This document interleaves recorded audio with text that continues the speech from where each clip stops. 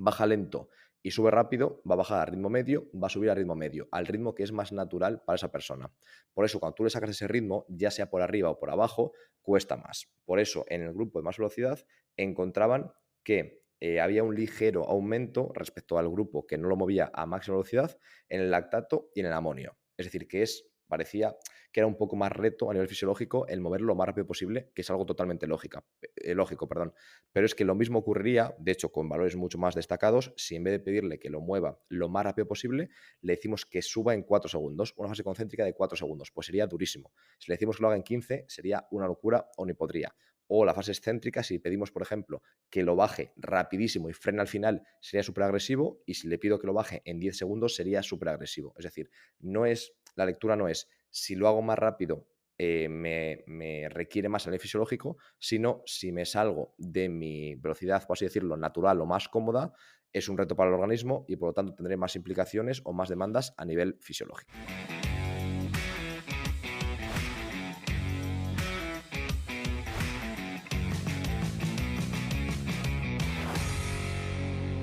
Muy buenas, compañeros. Estamos una semana más en el podcast de Sport y hoy creo que el título igual os ha descolocado un poquitín, pero creo que es importante y conforme vayamos haciendo el episodio creo que lo vais a entender perfectamente.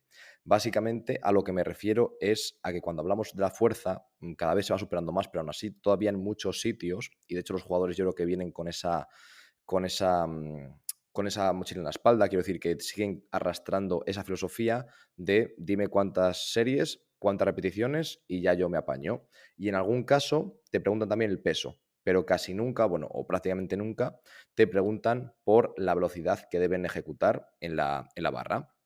Y ya no solo velocidad en la fase concéntrica, sino que hay más fases, hay más partes del levantamiento de los que podemos hablar. Entonces, en primer lugar, me gustaría decir que yo intento, casi siempre que puedo, utilizar el encoder para evaluar el levantamiento, pero obviamente con un grupo es imposible poner el encoder en todos los ejercicios. En cuanto a tiempo, en cuanto a pesadez, es inviable.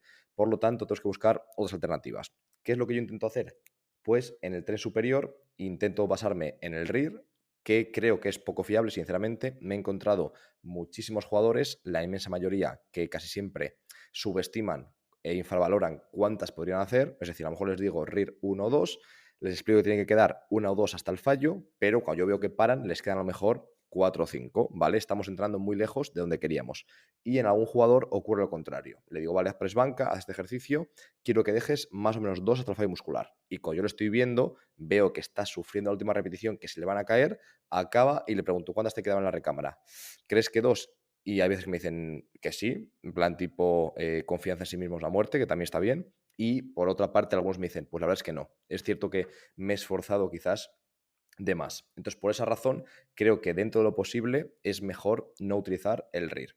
¿Qué es lo que yo hago? Intento en tren inferior nunca utilizar el RIR, prácticamente siempre les doy el peso que tienen que utilizar. En tren superior suelo utilizar el RIR y conforme los voy conociendo más y sé qué pesos mueven, les doy el RIR con un rango de pesos muy cerrado. Pues, por ejemplo, quiero utilizar el RIR en este ejercicio, pero tiene que estar entre 85 y 90 kilos, 85 y 95. Entonces, que a lo mejor ajusten un poco en función de cómo se sienten, cómo están cargados, cómo han descansado, pero que no pueden realmente decidir abiertamente cuánto se ponen, porque creo que casi siempre conllevaría una mala prescripción y un mal control del entrenamiento de fuerza y de la carga. Esa es la principal razón. Vale. Otro tema es que si os fijáis con los jugadores, prácticamente siempre, bueno, y todo el mundo, yo diría que también nosotros, y a mí también me pasa, cuando pienso en cómo entrenar, pienso, vale, bajo la barra, subo la barra y punto. Y en algún caso, con suerte, pienso en subir la barra lo más rápido posible. Pero realmente tenemos, en primer lugar, no siempre hay que hacer ese tipo de onda, que lo hemos hablado varias veces, que siempre tenemos esta onda sinusoidal, es decir, que baja la barra, sube la barra, baja la barra, sube la barra.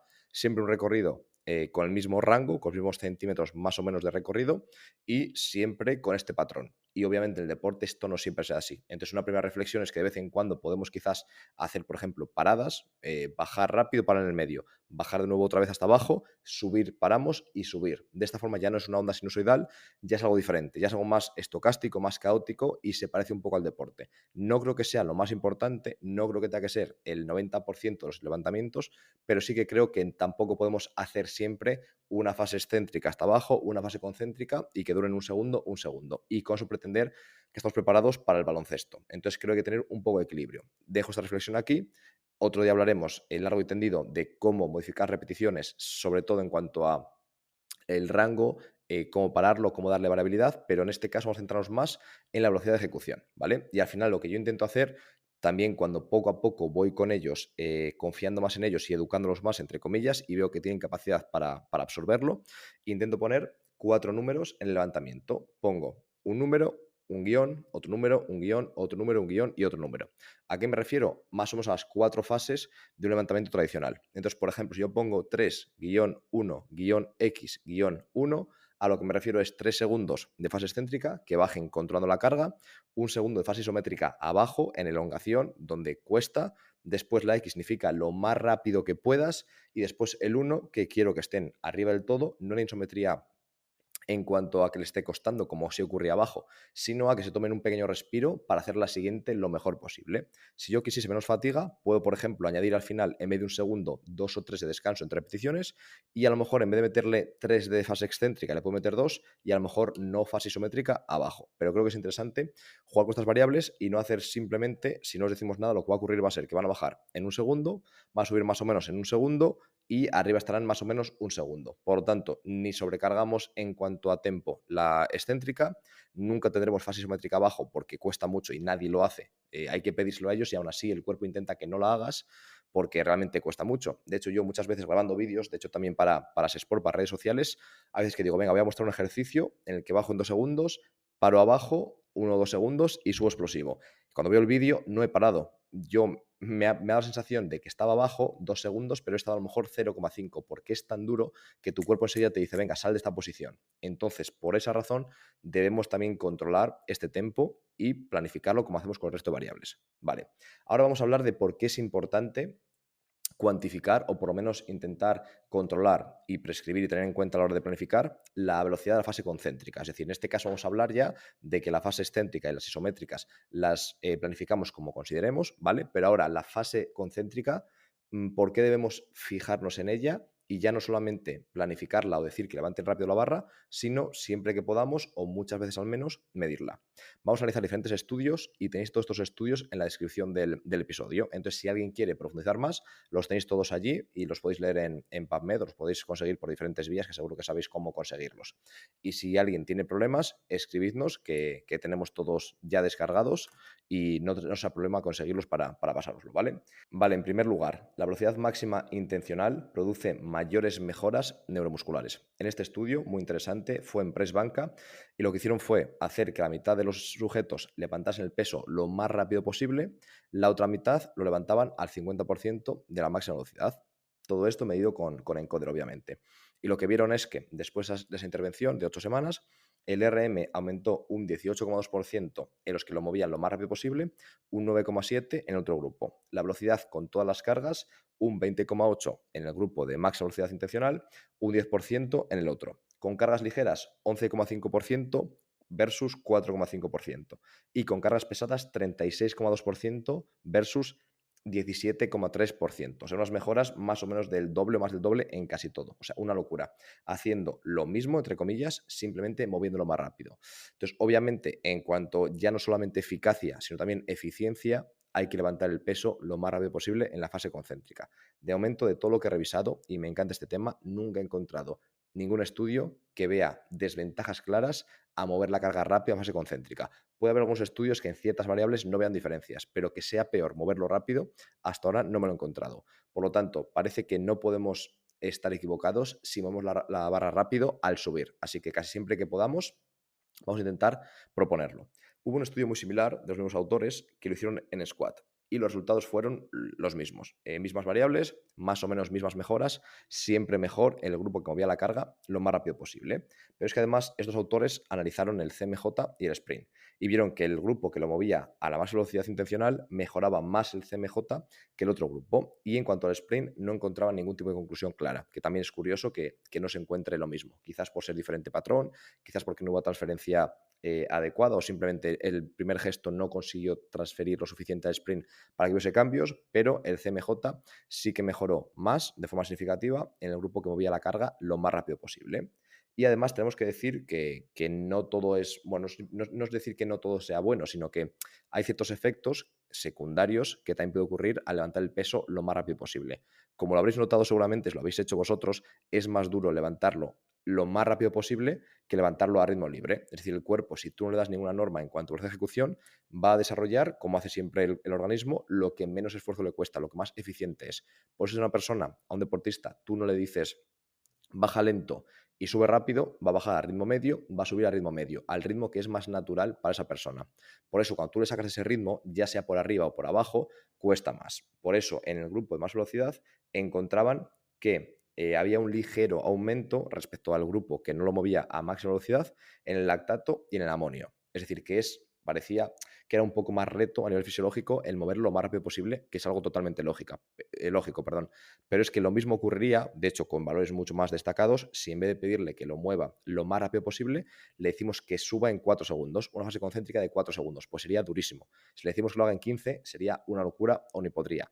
O la fase excéntrica, si pedimos, por ejemplo, que lo baje rapidísimo y frene al final, sería súper agresivo, y si le pido que lo baje en 10 segundos, sería súper agresivo. Es decir, la lectura no es si lo hago más rápido, me requiere más a nivel fisiológico, sino si me salgo de mi velocidad, por así decirlo, natural o más cómoda, es un reto para el organismo y por lo tanto tendré más implicaciones o más demandas a nivel fisiológico, ¿vale? Vamos ahora con un metaanálisis para analizar una temática muy similar, y es el porcentaje de prevelocidad óptima en el entrenamiento de fuerza. En este caso, lo que hacían era analizar un montón de estudios para ver qué tipo o qué rango de prevelocidad sería la ideal para desarrollar la fuerza máxima. Y lo que vieron es que entre el 20, perdón, y el 30% era lo ideal. Con menores velocidad parecía que era suficientemente bueno para mantener esa fuerza máxima, pero para desarrollarla lo ideal sería entre el 20 y el 30%. Y una pérdida del 30% ya es una pérdida bastante importante.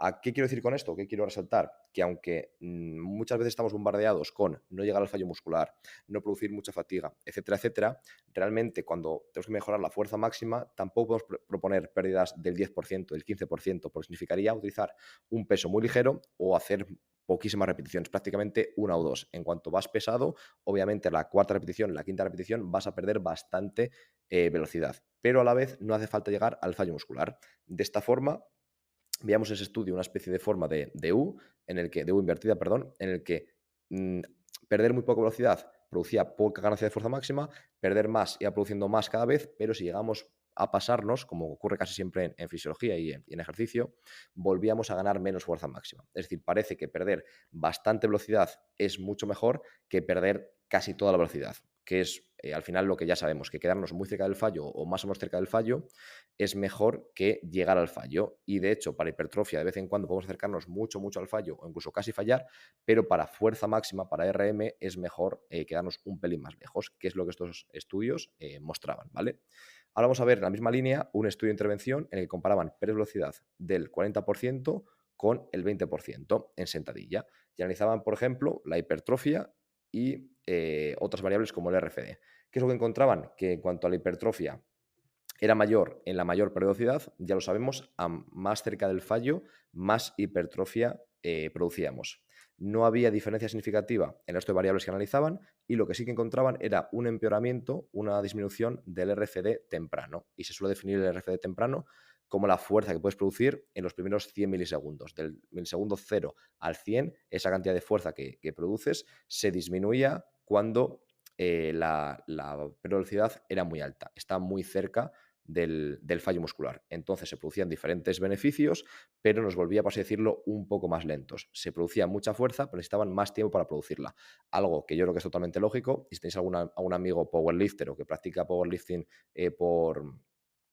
simplemente como hobby, o que a lo mejor hace algo de levantamiento pesado tipo culturismo, muchas veces lo vais a ver. Yo he evaluado y he medido a gente que hace powerlifting de forma amateur, y son gente que en sentadilla, pues si levanta a lo mejor, yo que sé, 200 kilos, depende cada uno lo que levante, pero que a lo mejor luego para saltar no saltan casi nada. O sea, como que no tienen ya totalmente el engrama motor de hacer este gesto lento. Y como siempre lo hacen con muchísimo peso y muy lento, le quitas el peso y les cuesta mucho hacerlo rápido. Es decir, el RFD temprano de esa gente es malísimo. Es diferente, obviamente, que el de un halterófilo. No tiene nada que ver, ¿eh? Me refiero a powerlifter. Gente que casi siempre levanta muy pesado y, por lo tanto, muy lento. Y de hecho es que tampoco se suelen fijar en la velocidad, o no tienen por qué, porque el objetivo no es moverlo más rápido, sino más kilos, ¿vale? Un estudio muy similar al anterior, que comparaban más velocidad y menor pérdida de velocidad. ¿Qué es lo que encontraban? Que con la de mayor pérdida se producía prácticamente mismos efectos que en el anterior estudio y se producía más hipertrofia local. Es decir, la línea general, lo que encontramos siempre es con más cerca del fallo, más velocidad, se produce más hipertrofia y en este caso encontraban mayor hipertrofia local. Es decir, en resumen, vamos a explicar un poco cuál es la filosofía que yo implemento y que intento inculcar a mis jugadores. Con algunos a lo mejor voy hasta el límite porque veo que lo entienden y con otros a lo mejor gente nueva que es un shock cultural muy grande de cómo venían trabajando, intento centrarme en 4 cosillas o incluso menos en 2 cosas.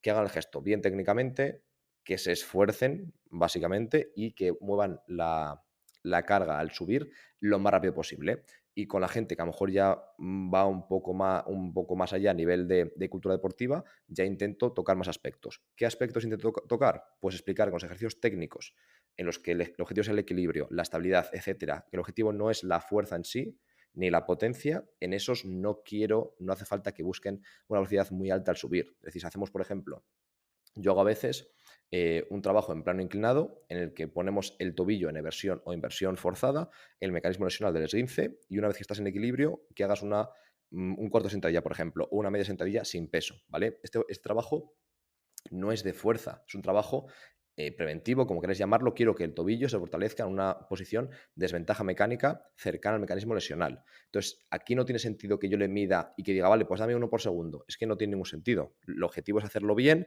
es no caerte, es conseguir controlar tu tobillo. A lo mejor poco a poco después el objetivo es tener un foco externo, pasar, recibir una pelota para que no estés centrado en tu cuerpo, en ese foco interno, mientras consigues hacer el ejercicio. Por lo tanto, este tipo de ejercicios no tiene sentido que yo mida velocidad o que pida máxima velocidad. Y esos deportistas deben entenderlo, porque si yo les pido, vale, lo mejor es subir lo más rápido posible, y luego en esos ejercicios hay 2 opciones. Una, que no pregunten, pero que piense, este tío no tiene idea qué me está contando. O otra, que me pregunten y yo les diga, no, es que en este no. Entonces, claro, me va a decir, pero si antes me has dicho que mueva siempre lo más rápido posible. Entonces hay que explicarles que no es en todos los ejercicios, ¿vale? Quitando este grupo, en todos los demás, sí. Max velocidad intencional al subir, sobre todo si tienes la técnica obviamente asentada. Si es un ejercicio nuevo que no lo tienes, hasta que consigamos la que te pida el cuerpo. Después, lo más rápido posible al subir. Y eso sin renunciar a usar el peso adecuado, porque no es lo mismo, y hay que entenderlo, moverlo rápido que moverlo lo más rápido posible. Si hoy nos toca hacer un 3 RM o un 3 con una o 2 en la recámara, hay que ir muy pesado y hay que sufrir la serie y la velocidad va a ser lenta porque no puede ser de otra manera. Si es rápida, no es tu 3 RM o tu 3 con RIR 2, ¿vale? Pero a la vez quiero que ese peso, que es muy pesado y que lo sufres, lo muevas lo más rápido posible. Y esto hay que entenderlo, ¿vale? Y simplemente para acabar, deciros que yo tengo una especie de documento que intento pegar en el gimnasio, que intento explicárselo el primer día de pretemporada, que tenemos trabajo de fuerza en grupo, o aunque sea en 2 grupos, que realmente van al gimnasio y no trabajamos uno a uno, sino a nivel grupal. Y que deciros que lo vamos a poner en el link de abajo. Simplemente tenéis que seguir el link de esta descripción, metéis vuestro correo y lo recibiréis al correo. Entonces creo que es interesante porque es muy visual y lo que intento es transferir estos datos, esta información que os he mostrado aquí, algo muy visual para que los jugadores lo puedan entender. Entonces quizás os pueda ayudar y quizás lo podáis utilizar o al menos basaros en ello para vuestros jugadores. Creo que desde hace años yo he ido cambiando. Al principio como que era muy... Quería dar todo el dato perfecto, quería casi mostrar estudios que ellos viesen, pero claro, hay gente que a lo mejor te entiende y hay otra gente que no, y además no empatizas con ellos. Si le muestras un estudio pues a lo mejor con el p-valor, con no sé qué, no saben a lo que te refieres. En cambio, con gráficos y con aspectos mucho más visuales, sí que conseguimos casi siempre calar más. Entonces, si a alguien de vosotros le apetece conseguirlo de forma totalmente gratuita, seguís el link de descripción y os llegará a vuestro correo, ¿vale? Así que nada, compañeros, la semana que viene nos escuchamos otra vez. Un abrazo.